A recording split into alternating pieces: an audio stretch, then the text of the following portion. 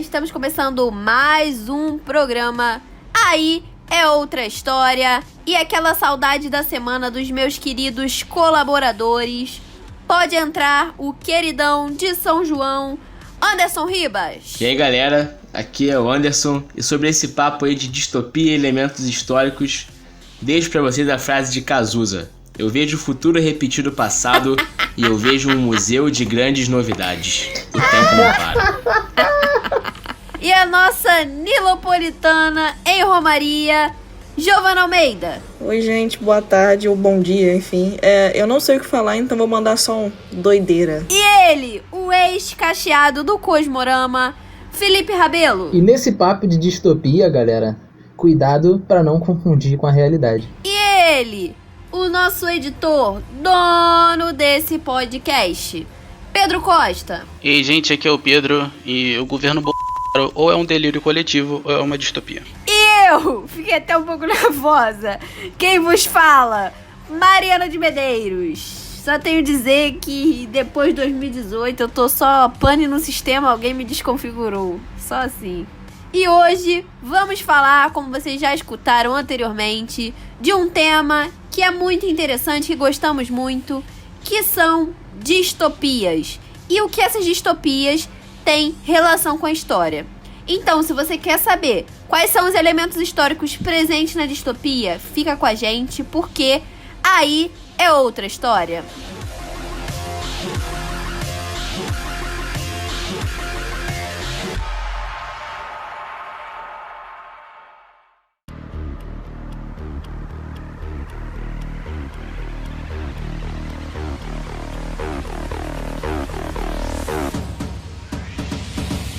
Então, galera, como já dito anteriormente, hoje o nosso programa é sobre distopias e a sua relação com a história. Ou seja, hoje nós vamos tentar encontrar elementos históricos que ajudam a construir essas obras literárias, cinematográficas. E então, meus queridos colaboradores, me digam, o que é uma distopia? Nesse primeiro momento, eu acho legal a gente tentar desconstruir um pouco a ideia do que é uma distopia e do que é uma utopia, né? Porque é algo que muita gente acaba confundindo por ter um nome parecido um com o outro, né? Às vezes a gente acaba confundindo o que são essas duas ideias, mas são duas coisas completamente diferentes, né? Eu posso até dizer que são um o oposto do outro. Para começar, eu vou começar falando sobre a utopia, para depois a gente partir para a distopia. E uma utopia, ela basicamente remete àquilo que seria um lugar muito bom, um lugar ideal, porém um lugar impossível de existir de forma concreta. É uma espécie de sonho não realizado, uma projeção de um futuro bem distante que seria o ideal para todas as pessoas viverem em harmonia. A razão, nesse caso, de uma utopia, acaba sendo usada para construir essa sociedade ideal, né? Essa sociedade ela não seria construída a partir de certos dogmas ou a partir de certos mitos. Um bom exemplo de uma utopia seria as Crônicas de Nárnia, do C.S. Lewis. Esse termo, utopia, ele surgiu através da obra de Platão, em que nessa obra ele expõe várias ideias políticas, filosóficas, jurídicas, junto com seu mestre Sócrates, né? É basicamente uma conversa socrática que o Platão está tendo com Sócrates ali, né? E através dessa conversa eles buscam o que seria uma forma de harmonia perfeita. Esse diálogo que os dois filósofos tiveram levou a uma obra chamada A República, em que é representado esse modelo de uma cidade ideal. Essa cidade ideal teria o nome de Calípolis e, resumidamente, traria todos esses pensamentos que foram destrinchados por eles dois, né? É uma obra bem extensa, ela tem mais de 12 volumes, mas, para vocês terem uma noção, algo que é muito conhecido a respeito de Platão é a alegoria da caverna, e a alegoria da caverna está presente justamente dentro dessa obra, né? Dessa obra A República. Mas enfim, isso é mais ou menos o que a gente entende como utopia. Agora, o que seria uma distopia? Para a gente começar a dar embate aos nossos debates aqui e o tema principal do programa. Uma distopia ela seria basicamente o contrário disso, o contrário de uma utopia. Seria um lugar muito ruim, um lugar que não é ideal. No caso da distopia, a razão, como eu já tinha dito na utopia, ela excedeu e é usada para manter a desigualdade através da violência e do controle social. Geralmente, essa violência e esse controle social, eles são representados nas obras distópicas por alguma espécie de regime totalitário, algum regime autocrático, algum regime tirano que exista dentro daquela sociedade, né? Alguns exemplos atuais que a gente tem de distopias, que a gente não vai destacar aqui nesse episódio, mas que são de fácil identificação para vocês, é os Jogos Vorazes, a série Jogos Vorazes e a série Divergente também. Agora, entre esses dois conceitos, a gente tem um dilema moral muito importante, e é aqui que a gente vai começar a conversar justamente com vocês sobre o tema do nosso programa, né? Existe a perfeição sem imperfeição? Existe a felicidade sem a tristeza? Existe o amor sem o ódio? Existe a distopia se não existe a utopia? Como é que a gente consegue diferenciar essas duas coisas? E que obras conseguem mostrar isso pra gente, né? E aí, o que vocês acham? Eu também queria começar falando, né, ainda pegando um pouquinho do que o Pedro falou, né, que as definições que ele deu foram muito boas, mas eu também acho um ponto muito interessante da gente colocar sobre as distopias, é que, de fato, né, são lugares que depois, né, você percebe que eles não são ideais para se viver, mas em algumas obras, né, distópicas, né, que são obras que trazem essa narrativas baseadas em uma visão de distopia, muitas vezes no momento inicial das obras, esse lugar ele é apresentado como sendo um lugar ideal, né? E aí depois, com o passar da obra, você vai descobrindo que as coisas não são tão boas assim, que aí vão surgindo os elementos que o Pedro destacou: regimes totalitários, controle social, violência, né, enfim, sem nenhum tipo de inibição por parte das pessoas que estão no controle e isso tudo,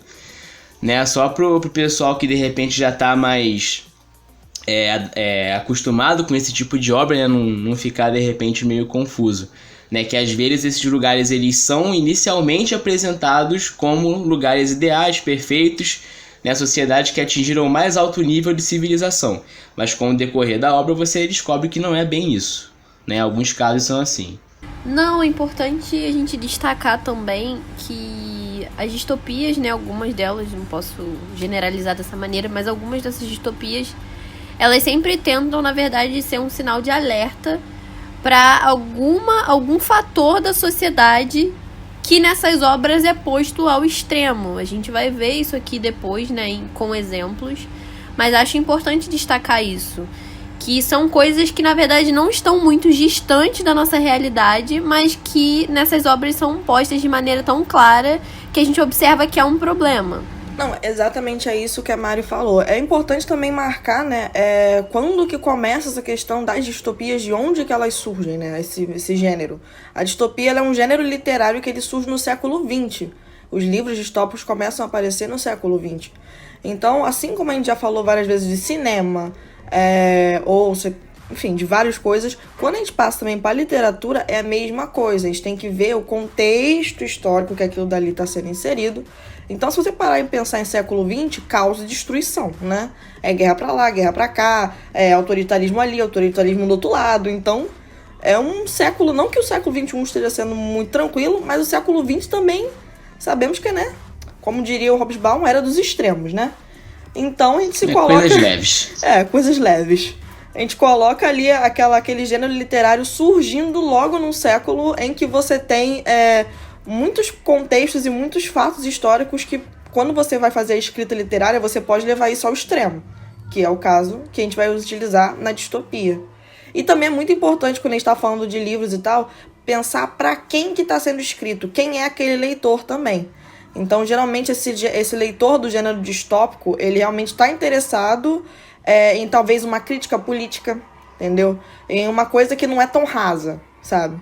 Então, por isso que é importante a gente situar também. Não, isso que a Giovana falou, né? A carteirada da historiadora da literatura sempre vai existir, né? Quando falar de livro.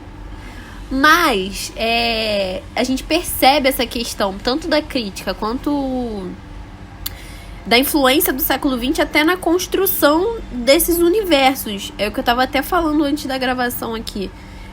Eu tentei ler O Admirável Mundo Novo e durante a pandemia, mas eu tava falando que o universo é tão bem construído que às vezes a leitura se torna até um pouco densa. mas que é uma obra muito interessante que a gente vai falar um pouquinho mais pra frente, que tá relacionada com isso que a Giovanna falou. Bom, indo nessa pegada aí do que a Mari e a Giovanna já falaram,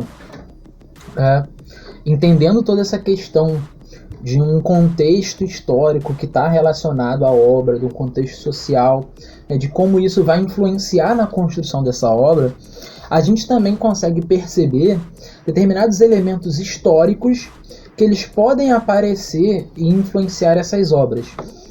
Mas, gente, dizer que tem elementos históricos que aparecem nas obras não significa dizer que as obras estão falando sobre a história, né, que não tem nada a ver com historiografia e não tem nada a ver com uma reprodução exata do que seria se determinada coisa acontecesse. Não é isso. Então é muito importante a gente considerar, né, esses elementos históricos, e vai ser importante para as nossas análises aqui em relação às obras que a gente trouxe, identificar esses elementos, colocar isso aqui para vocês. Mas é importante a gente deixar muito claro isso. Não é uma reprodução, não é historiografia, é apenas a apresentação de alguns elementos. Assim como a gente falou naquele episódio sobre os jogos, você tem elementos que podem entrar nas obras e serem importantes dentro dessas obras, mas eles são apenas elementos que vão compor aquilo ali. Em relação a isso que o Felipe falou, um dos elementos mais aproximados da história que nós temos em relação a essas distopias são exatamente os regimes autocráticos. E acho que um dos mais famosos desses regimes que aparecem nessas obras distópicas é exatamente o nazifascismo, né? Justamente eu acho que por conta de estar ali no final do século XX, né, eles acabam entrando com esse tema em evidência, e uma das obras que mais se aproxima como um exemplo disso é o Homem do Castelo Alto, do Philip K. Dick, que é o mesmo cara que escreveu o Blade Runner, né? Que a gente conhece como Blade Runner, que é basicamente um mundo distópico em que, na verdade, o nazismo ganhou a Segunda Guerra Mundial e aquele mundo está passando por todo aquele processo ali, e o que está acontecendo naquele mundo. Aí você pergunta, caraca, Pedro, mas você como historiador, tipo, você está recomendando uma obra que mostra se o nazismo tivesse ganhado. Gente, a gente não tem como saber como o mundo seria se o nazismo tivesse ganhado, e graças a Deus que não ganhou a Segunda Guerra, tá bom? E ter uma obra que representa isso não quer dizer que o mundo seria daquela forma, bom? É exatamente isso que o Felipe falou, isso é uma interpretação do autor de como o mundo seria, e é uma das possibilidades, a gente não pode negar que é uma das possibilidades, mas não é a realidade, tá bom? Longe disso, longe de ser a realidade. Inclusive, quem tiver interesse e não tiver com paciência para ler o livro, tem uma série no Amazon Prime, né, do Homem no Castelo Alto, e a série ela até é relativamente boa, tô assistindo agora, e é bem interessante, dá pra, assim, foi o que o Pedro falou, não tem como você pegar isso com um panorama historiográfico, não existe previsão de historiador, né, isso não tem como acontecer. Mas é bem interessante. É porque, na verdade, ainda mais no momento que a gente está vivendo, né, de crise em todos os âmbitos possíveis, esse tipo de interpretação é até, às vezes, um afago, né, para algumas pessoas, tipo, alguém explicou isso antes, ou isso vai acontecer, vai ser desse jeito. Porque, assim, eu até entendo, porque outro dia eu tava na janela da minha casa, 2h da tarde, e passou um carro tocando o hino nacional, assim, com a bandeira do Brasil. E eu falei, cara, eu tô vivendo uma distopia. Não, eu falei até com o Felipe, cara, eu tô vivendo uma distopia, impossível. Brasil 2020, acontece tanta coisa que você fica, bicho, esse tipo de obra, ainda mais, e tem esse contexto, exatamente até pra gente entender isso. No século XX, as pessoas estavam vivendo momentos de crise no mundo, não, sem comparação com o que a gente tá acontecendo no Brasil hoje em dia, né, eu estou fazendo um paralelo. Mas é exatamente isso que a gente tá querendo dizer. Que às vezes essas obras vêm pra construir um imaginário e muitas pessoas às vezes até não entendem o que a obra tá querendo dizer e defendem uma coisa totalmente diferente do que tá ali dentro. E é o que foi colocado já, são críticas que elas vêm, acho que foi a Giovanna que falou, a Mariana, não lembro.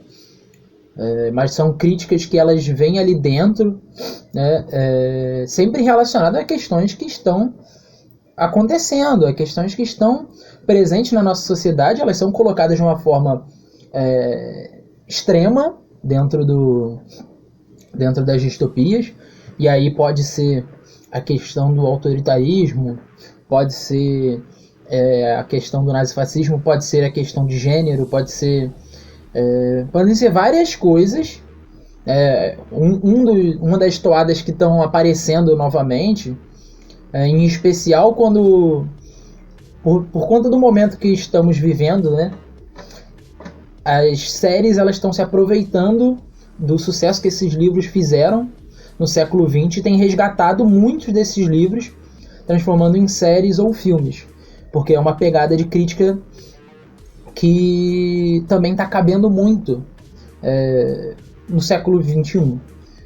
Então, você vê que são críticas, é claro que agora um tanto quanto atualizadas, mas sempre ligadas a questões que estão muito presentes. Uma das que você mais pega, por exemplo, é a questão de um avanço teocrático, né? Uma coisa meio essa pegada religiosa tomando conta do Estado, que é algo que vem aparentemente crescendo, não que ela tenha deixado de existir, mas vem aparecendo novamente em várias regiões do mundo, o discurso religioso ganhando força dentro da política. Que é o que a gente vê, por exemplo, numa obra do início da década de 80, se eu não me engano, que é o Conto da Aia, que vem de novo em 2016, se eu não me engano, como série, né? Eles claro, que colocam alguns elementos na história para conseguir fazer 3 temporadas, mas eu já li o livro e a base da história, basicamente, ainda tá bem fiel à obra. Mas a gente enxerga, né? Essa, pra quem não sabe, o Conto da Aia são mulheres que elas são meio que úteros dessa sociedade, porque é uma sociedade que se tornou infértil. E a justificativa para que essas mulheres sejam escravizadas a ponto de darem filhos às pessoas que são das camadas mais altas da sociedade são justificativas que estão na Bíblia. Então, assim, pra quem é mulher e assiste e lê um livro como esse, é simplesmente perturbador. Porque você enxerga tanta coisa que tá nessa sociedade atual que, assim, eu assistindo a série, vários capítulos eu queria vomitar, simplesmente, porque é assustador, sabe? E é exatamente esse resgate, ainda mais com essa pegada que tá ligada a uma teocracia, foi uma série tá que muito presente, realmente, Felipe. A série tem pouco tempo, obviamente. Eu acho que é de 2016 também, não tenho certeza. Mas, enfim. E acabou trazendo de volta a importância desse livro que eu, por exemplo, não conhecia antes da série. Esse livro. Então, fui conhecer depois que a série acabou vindo e tal. E é exatamente nessa pegada mesmo de um mundo distópico que é baseado muito nessa questão da teocracia. Então, como a gente vê muito essa retornada, né? Retornada não, porque nunca foi embora, mas essa volta com mais força, diremos assim, né? Desses ideais conservadores, principalmente ligados, né, a um patriarcado em si, enfim, bizarro. Realmente você vê isso na série e depois você vê algumas coisas. Querendo ou não, a gente sabe que como historiador a gente não pode ficar comparando diretamente tipo de coisa, não tem como. Aquilo é uma obra e a realidade é uma coisa, o passado é outro, não tem como a gente comparar. Mas somos seres humanos também. Então, às vezes, a gente tá vendo a série, aí, sei lá, acontece alguma coisa aqui no Brasil, que não tá muito difícil. Aí você olha e você fala, meu Deus, mas isso daí é muito do universo da série. Você fica, tipo, é absurdo. Aí você fica, meu Jesus. Isso é muito Black Mirror. É muito Black Mirror, é quase assim. Nesse caso, é muito Conto da Aia, infelizmente. Aí acontece muito, e acho que especialmente se você for realmente uma pessoa assim, que se considera, né, como um do gênero feminino, você vai se sentir muito enjoado vendo o tipo de série, porque é perturbador real. Esse é muito Black Mirror, é justamente produto disso que a Mariana falou, né, de uma identificação que rola entre a nossa realidade com essas obras que são fictícias, né. E a obra que eu ia realmente destacar era exatamente essa, Black Mirror, porque foi uma série que acabou trazendo um pouco de volta esses temas distópicos para a grande mídia, né? E que muita gente nem sabe, mas aquilo ali são obras de distopia. A gente são vários contos de distopias diferentes e que acaba acontecendo exatamente isso. Justamente eu acho que porque a gente tende a pensar, assim como muita gente antigamente pensava que no futuro vão ter carros voadores, vão ter, sei lá, gente voando, vai ter coisa nesse sentido. E hoje em dia a gente tem um olhar para o futuro, não necessariamente como historiador, tá, gente? Como ser humano mesmo, né? De que, na verdade, o nosso futuro vai ser totalmente controlado e que essas coisas podem acontecer. E aí, quando a gente assiste essas séries, tipo Black Mirror, que a gente vê esses elementos que são tão mais próximos da gente do que a gente imagina, a gente fica de boca aberta, né? Um exemplo é por exemplo, o VR, né? Aquela tecnologia que a gente coloca no nosso rosto, que a gente consegue enxergar as coisas que estão dentro de uma ficção, né? De uma computação gráfica, né?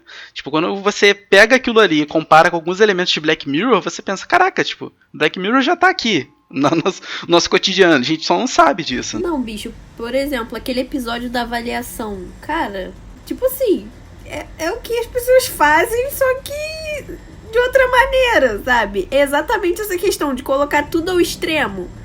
Só que lá no episódio é de outra maneira, né? A mulher surta e tal.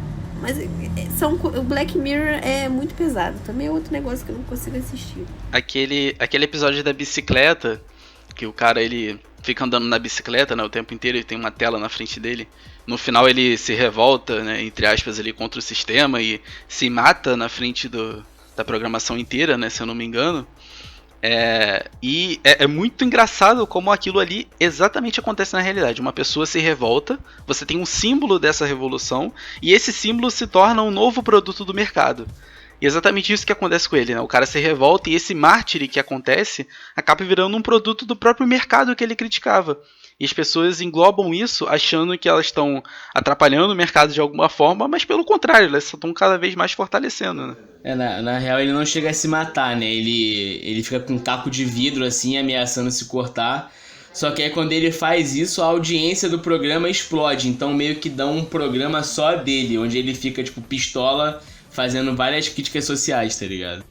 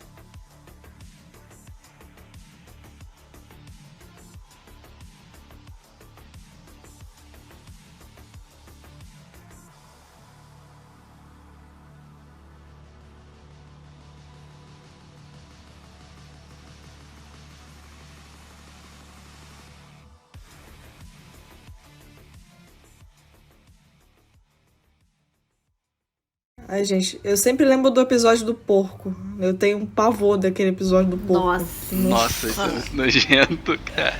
Nossa, não tem como. O episódio do desenho que se elege também, cara. Sim, tipo, Aldo, eu acho.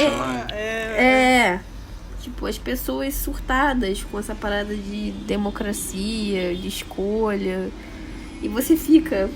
Poxa, será que elegeram um desenho em 2018? Mas, cara, falemos diretamente de obras consistentes, né? Porque a gente vai acabar falando de novo de outras distopias que a gente tá mais próximo. Mas sempre que a gente vai falar desse tema, surgem 3 obras literárias que são, assim, referência pro mundo dos romances distópicos. Que seria 1984, Admirável Mundo Novo, e Fahrenheit 451, então acho que é legal a gente destacar alguns pontos dessas obras. Então, dos romances que a gente lembra bastante quando a gente fala, né, de distopia, como a Mari falou, é o 1984. E, inclusive, ele voltou um pouquinho, tem pouco tempo que ele voltou, inclusive, ao debate, por um motivo bem escroto. Porque foi só porque a Manu Gavassi, que participou do Big Brother, ela utilizou esse livro quando tava fazendo alguma coisa. E ficou um debate muito legal, pra dizer o contrário, no Twitter, de gente que, tipo assim, achou, ai, nossa, vocês não sabiam que Big Brother vinha... Eu falei, quase que eu fiquei, gente, ninguém é obrigado a saber, não, tá bom, amor? A pessoa, ela cresceu, a pessoa que fala assim, ela cresceu e leu, sei lá, Marx com 5 anos de idade, não é possível, tá lá. Fez uma resenha. Não, tem gente lá na... Tem gente que já leu, hein? Eu conheço. Conheço gente também. Anos. Conheço gente que enfim. Mas, enfim. Eu vi uma mesma pessoa que diz que leu Marx com 5 anos de idade dizendo que Marx é uma utopia.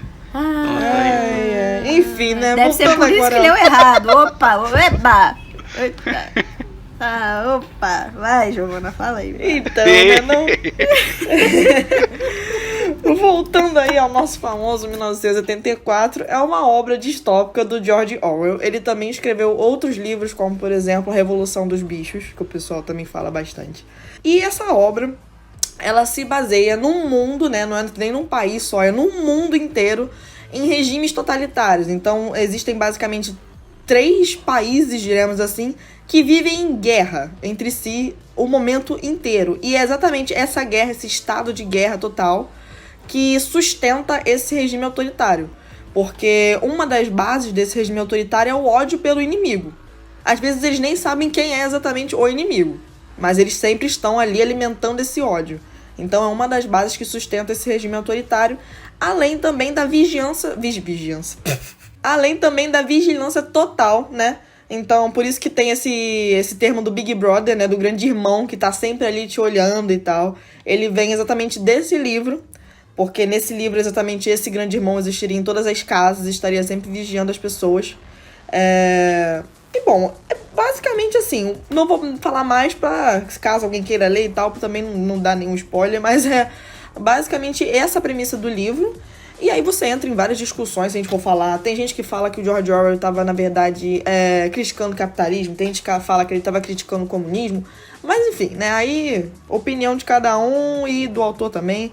Mas a obra em si é uma obra distópica que fala exatamente de um regime totalitário que é baseado nessa guerra total. Então, alguma das características que a gente vê nessa distopia, não em todas, mas alguma dessas é exatamente esse estado de guerra total. De que sempre tem um inimigo que precisa ser combatido e tal. Isso é utilizado também na política atual, né? Essa questão de você ter um inimigo, ele é algo que, querendo ou não, une, né, aquela nação, algo do tipo, contra aquele inimigo. Então, nessas obras a gente também vai ver isso.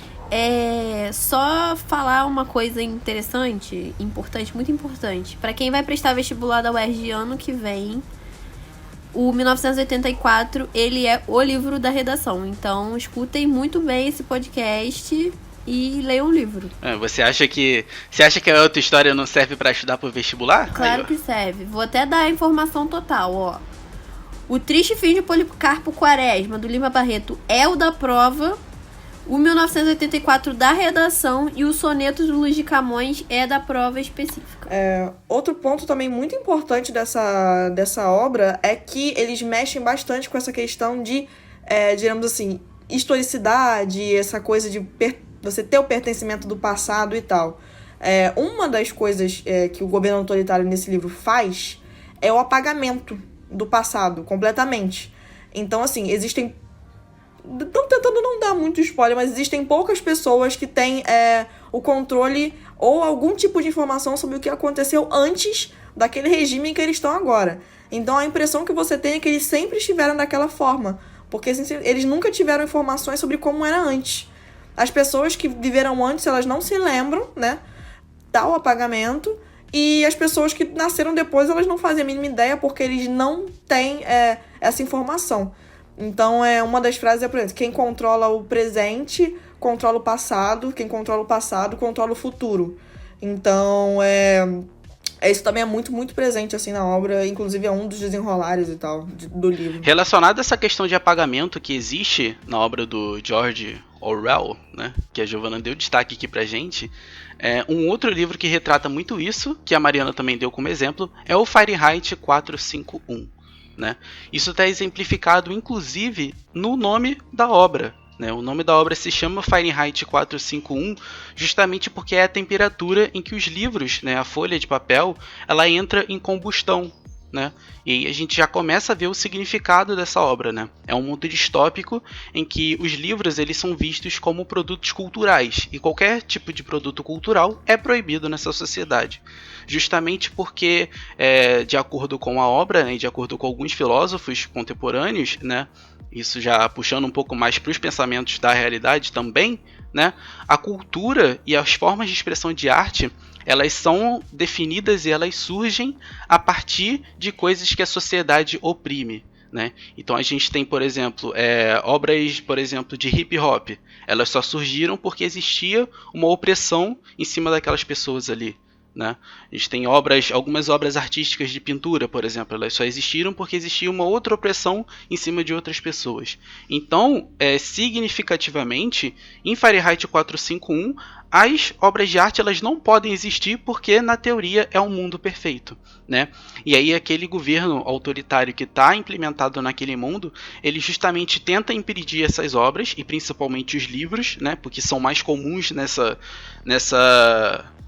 distopia, porque são os que são mais fáceis de divulgar, já que todo o resto, tecnologicamente, tipo filmes, músicas, é controlado pelo governo, né?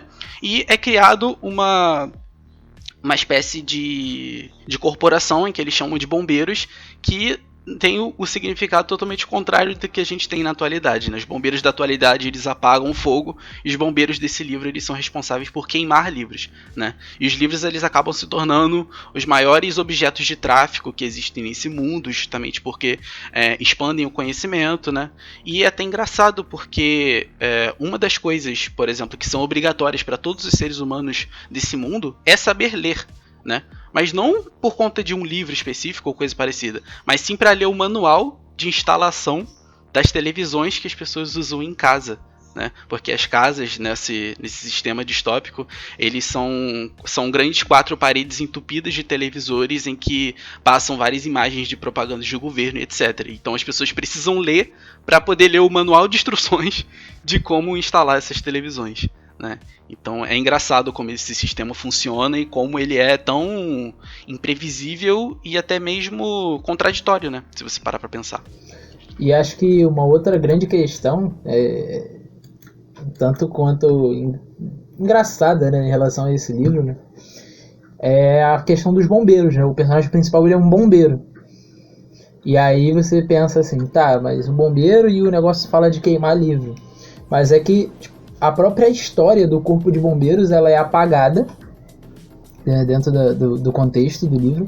E o Corpo de Bombeiros ele passa a ser, ao invés de combater os incêndios, eles são quem provoca os incêndios. Eles provocam justamente a queima dos livros.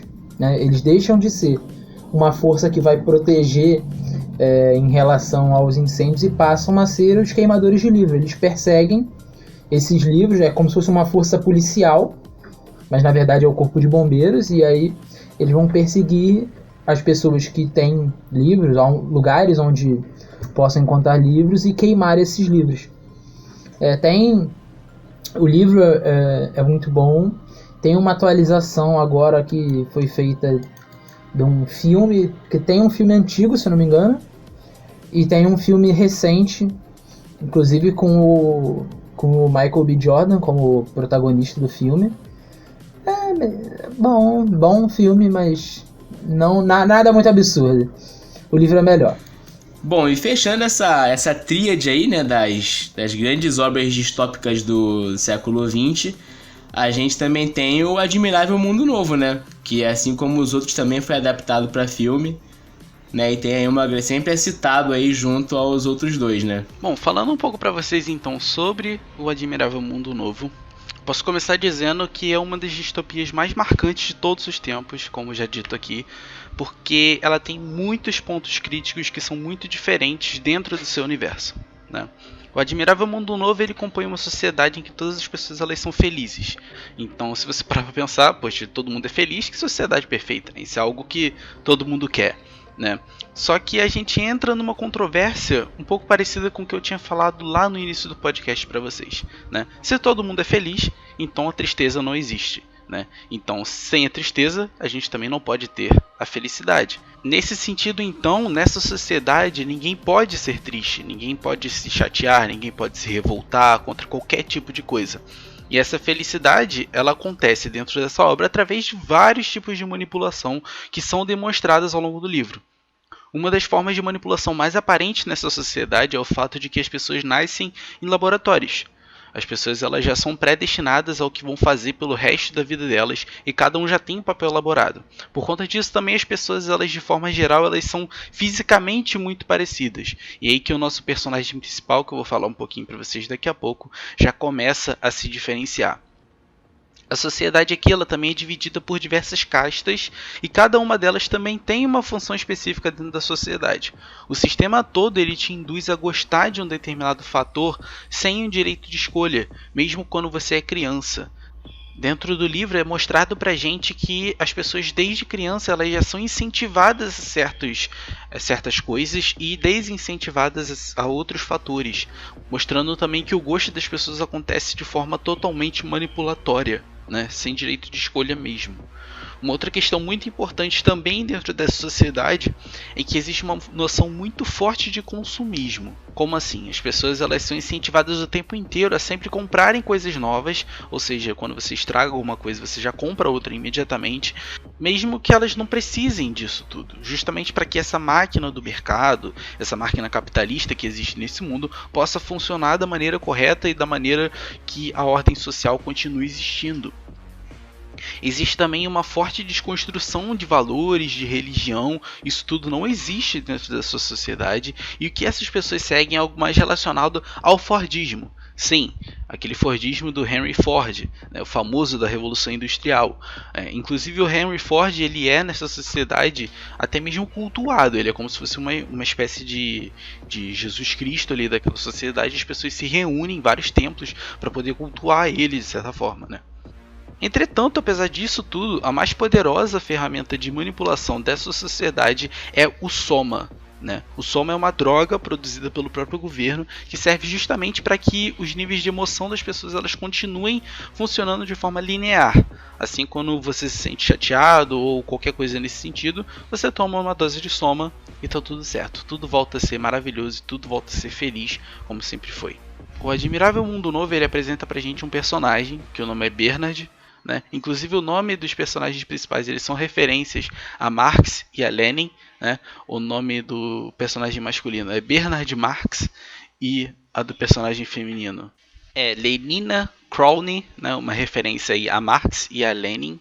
E o Bernard ele nunca se sentiu inserido nessa sociedade porque justamente por conta da sua aparência física, né? Por mais que as pessoas nesse mundo elas sejam muito parecidas umas com as outras, já que elas são totalmente formadas em laboratório, o Bernard ele acabou nascendo um pouco diferente, ele é um pouquinho mais baixinho, ele tem uma feição um pouco diferente, então ele nunca acabou se sentindo muito bem incluído nessa sociedade, né? Acontece que, com forma de escapar isso, ele acaba conhecendo um outro tipo de universo que existia ali dentro daquele mundo, que era onde as pessoas viviam numa espécie de selvageria, segundo o próprio livro, né? Essa selvageria ela seria referente ao nosso modo atual de vida, né? Lá dentro desse mundo selvagem, entre aspas, ele conhece um outro personagem e aí decide levar essa pessoa para o mundo dele, para o Admirável Mundo Novo, né? E aí a história começa de fato. Eu não vou me alongar muito mais aqui para vocês, porque eu não quero dar spoiler, vai que vocês têm curiosidade para ler por conta disso tudo que eu tô falando. Então é isso, cara. O Admirável Mundo Novo é uma obra assim sensacional. Pra mim, dessas três aqui, pra mim fica no top 1. Sou sujeito a falar, mas fica.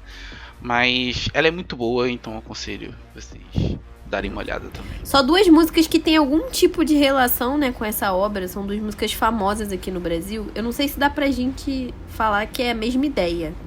mas que resgatam pelo menos uma essência do livro, que às vezes as pessoas acham que elas não entendem, ou por não conhecerem, ou por não entenderem, mas são o Admirável Gado Novo, né, que é interpretado pelo Zé Ramalho. Eu não sei se essa música é exatamente dele, e também não sei porque ele pegou essa música pra ele, por ter um pouco de umas ideias conservadoras, mas enfim, ele canta essa música. E às vezes as pessoas não entendem, né, que hoje em dia tem até essa questão do termo gado, tá muito em alta, muito também por conta dessa música e pela ideia que ela traz, né, vocês que fazem parte dessa massa. É duro tanto ter que caminhar e dar muito mais do que receber. E também tem a música da Pitty, que é o Admirável Chip Novo, que ela fala sobre coisas que a gente é, entre aspas, obrigada a fazer. Pense, fale, compre, beba. E é sobre isso também, que tem relações com essa obra do Admirável Mundo Novo. E eu continuo repetindo sempre que pane no sistema, alguém me desconfigurou, porque é assim que eu me sinto no Brasil 2020. A Giovana falou um pouco pra gente lá no início do programa sobre essas obras serem do século XX e que elas representam um pensamento originário daquela época que foram feitas, né? Só que a gente também tem a noção de que essas obras elas acabaram se tornando previsões distintas daquilo também que os próprios autores pensaram.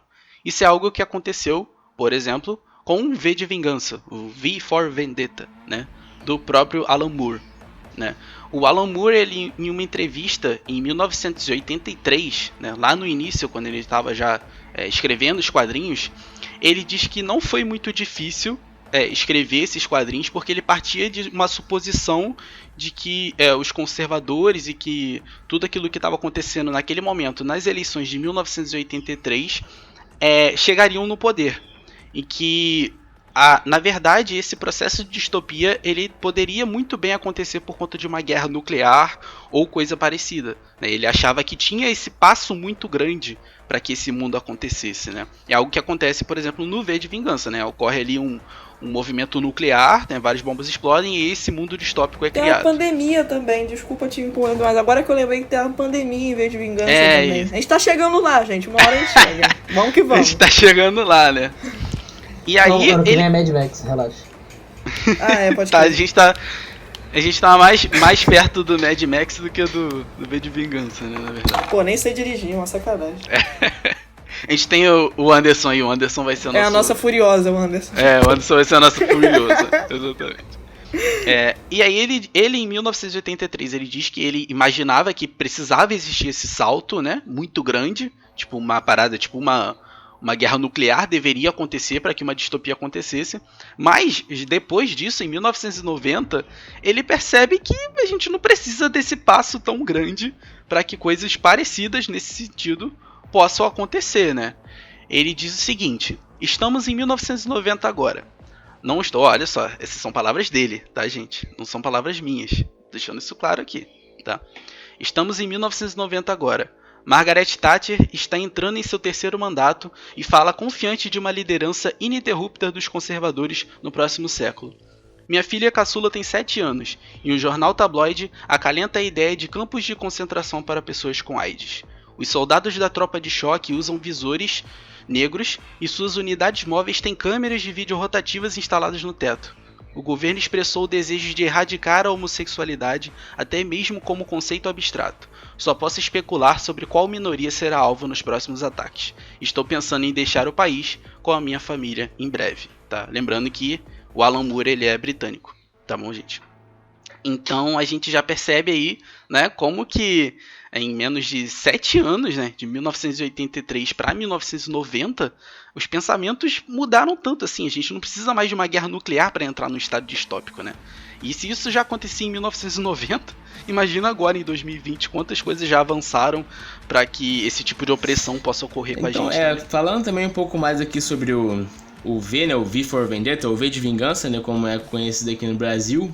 Como muita gente deve saber, né, ele fala sobre um homem, né, um revolucionário que é chamado de V, que, enfim, ele tem o plano de basicamente explodir o prédio do parlamento para poder, assim, derrubar o governo totalitário no poder, né, causando toda aquela situação, né, que é o que se dá no quadro ali da distopia que o filme aborda. Mas um aspecto bem interessante sobre esse filme, né, para quem ainda não viu ou para quem não sabe sobre essa história, né, é que o personagem principal, né, ele usa uma máscara, né, o tempo todo. Você não vê o rosto dele em momento algum durante o filme, ele tá sempre usando uma máscara. E essa máscara, ela foi inspirada em um personagem histórico chamado de Guy Fawkes, né, que era um britânico, né, católico, que ele viveu ali, né, entre os últimos anos do século XVI e o comecinho do século XVII, né, os primeiros anos do século XVII, que ele foi um soldado, né, britânico que se rebelou contra a coroa por conta da disputa que existia na Inglaterra, né, entre os protestantes e os católicos, né, naquele contexto ali de Henrique VIII se separando da Igreja Católica, aquela coisa toda, e depois sai ele, entra o Jaime, ninguém confia no Jaime, né, aquele salseiro todo ali que aconteceu na Inglaterra naquele período. Ele acaba se revoltando contra a coroa, né, e aí ele acaba participando de uma conspiração, né, falando bem resumidamente, pra gente não se prolongar sobre isso, ele participa de uma conspiração que ficou conhecida como a Conspiração da Pólvora, né, onde ele se juntou ali com mais algumas 8 pessoas, né, que participaram direta ou indiretamente da tentativa de atentado, né, e eles tinham ali por objetivo explodir o parlamento, né, para assim acabar com o governo, porque teoricamente a pessoa que assumiria o poder no lugar do Jaime seria uma pessoa mais, como eu poderia dizer, uma pessoa mais favorável, né, aos católicos, né, coisa que favoreceria, né, o lado que o Guy Fawkes defendia, né, dentro daquele conflito. Só que tem que, como ele já tinha experiência militar, ele ficou responsável por organizar os explosivos ali debaixo, né, do parlamento, só que ele é pego, né, enfim, entregam ele, né, uma carta anônima que até hoje não se sabe quem enviou, entregam ele e ele é preso com a boca na botija, né, ele é preso enquanto ele estava organizando cerca de 36 barris de pólvora ali pra explodir tudo. Aí os caras pegaram ele e ele não teve nem como falar que, pô, tô aqui, não tô fazendo nada não. E aí, enfim, ele foi torturado durante uns 4 ou 5 dias, né, até que por fim ele assumiu o que eles pretendiam fazer. Ele não entregou o nome dos outros conspiradores, ele entregou só o nome de uma pessoa, né, mas os demais ele tentou preservar, mas não deu certo porque todos foram pegos. E aí, mesmo assim, né, ele foi condenado por alta traição e foi condenado à morte, né, ele iria ser executado em praça pública, né, iam fazer algumas coisas leves dele, como tipo decepação e incineração das genitálias na frente dele, né, iam arrancar o coração, tirar a cabeça, depois desmembrar, né, e fazer com que os membros dele fossem expostos para dar um recado, né, para as pessoas. Mas ele consegue se matar antes disso e ele evita essa humilhação. Mas uma parada também que muitas pessoas não sabem sobre o Guy Fawkes é que ele morre arrependido, né, ele morre pedindo perdão à população e ao rei pela conspiração que ele tramou, né, ele só se mata porque ele não queria ser humilhado antes de morrer, mas ele aceita que ele ia morrer mesmo.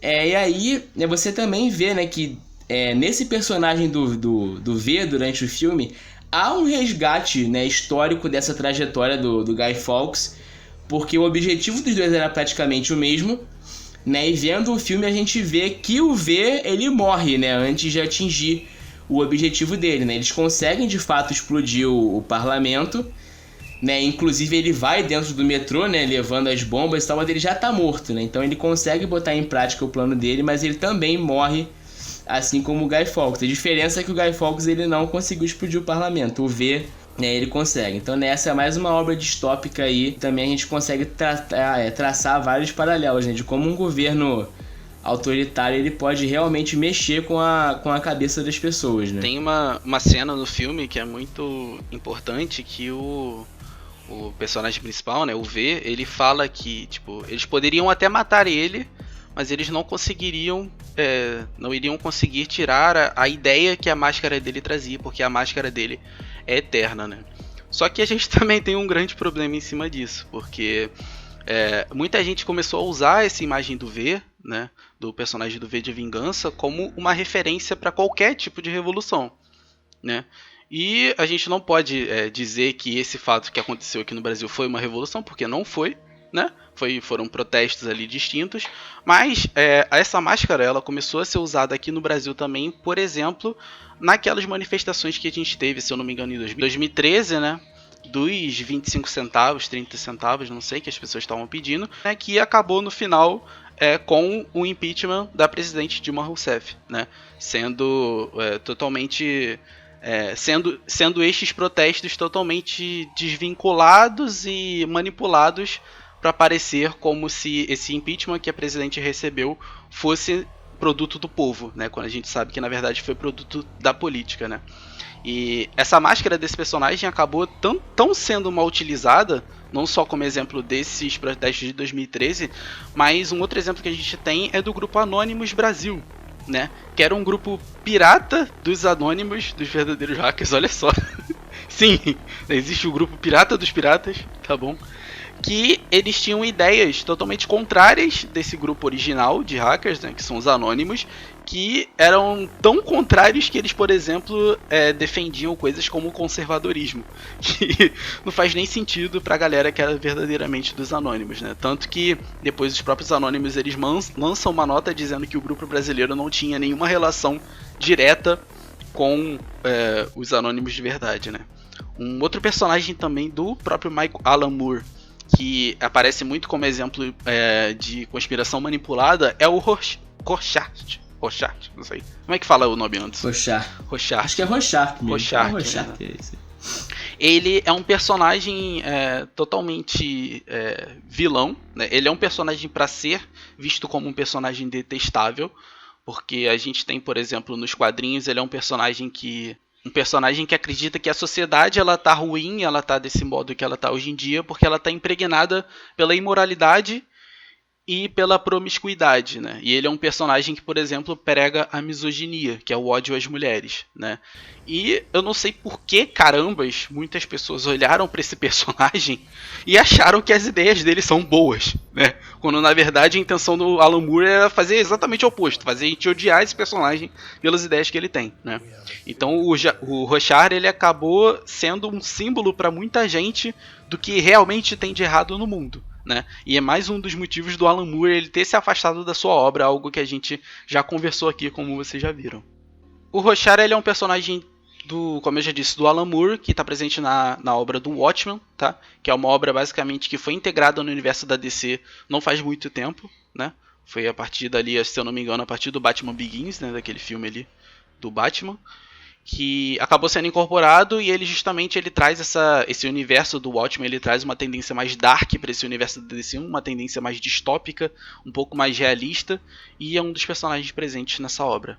Bom, mas beleza, a gente falou aqui sobre obra pra caramba, né? Falamos aqui de vários casos, de livros, de filme, de quadrinho, de tudo.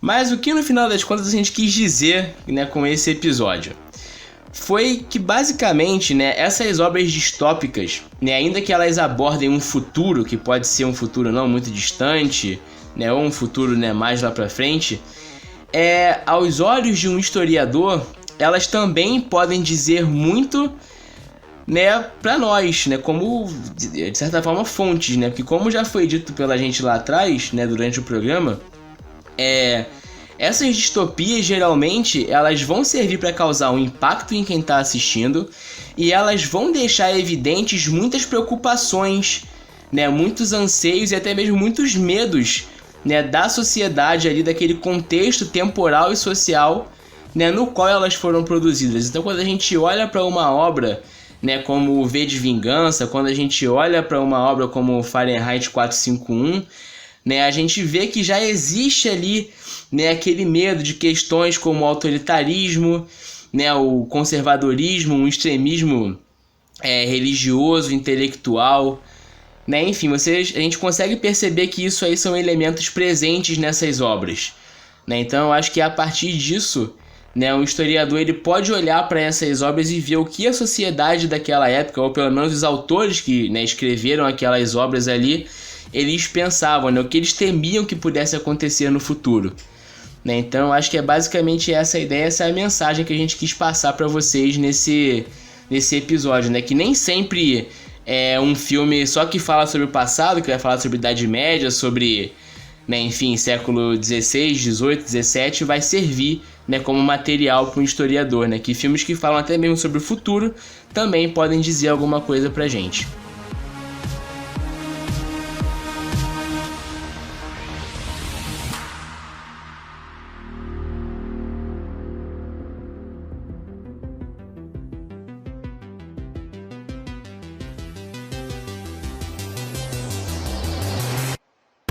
Então é isso, galera. Agora é aquele momento que só escuta quem fica até o final.